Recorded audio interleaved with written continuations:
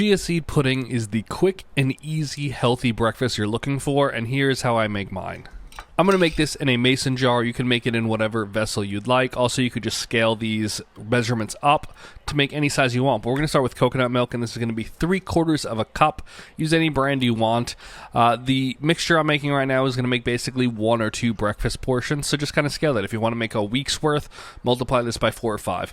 Next, after we do the coconut milk, we're going to move on to coconut water, and we're going to do 1/4 of a cup of coconut water. Also use whatever brand you want. This Goya stuff is what my supermarket has. It has chunks in it, though. I don't want those in the pudding, so I'm just going to strain those out. You don't need to do that. Next, we're going to use chia seeds themselves. We're going to use 3 tablespoons worth of chia seeds. I really like this Bob's Red Mill chia seed product. They're really great. They also make flour and a few other things. So if you haven't bought them or seen them yet and you see them in your store, give them a check. I think you'll really like them. I'm also going to add in some vanilla extract now. This is 1/4 teaspoon. Then I'm also going to add in 1/2 teaspoon of honey. To make sure I get all of it, I'm going to stick the measuring spoon here into the actual liquid there and just shake it off at the end. I know there's better ways to measure out stuff that's like honey or syrup, but I don't have that on me right now. So do your best to get all of that out. Now we're going to tighten that lid and we're going to give it a real good shake. Every direction you could shake it. Shake it quite thoroughly for a good minute or so. Then we're going to throw this into the fridge for 10 minutes.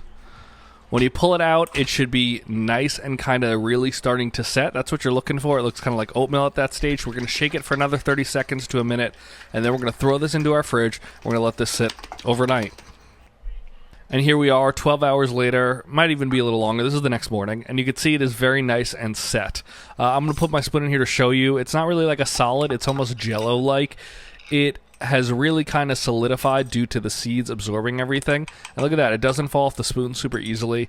And now I'm just going to plate this up. I like to just do smaller portions in the morning. That way I get a little longer use out of this, but very easy to just make larger amounts if you want that. And I'm going to throw some berries onto the top. And you have a very simple, quick, easy, healthy breakfast.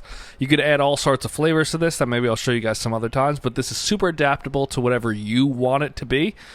And it took maybe 5 minutes of work the night before and then just let it sit in the fridge. It's so easy, it's so quick, it's healthy. This is the breakfast you should all be making. Let me know what you all think.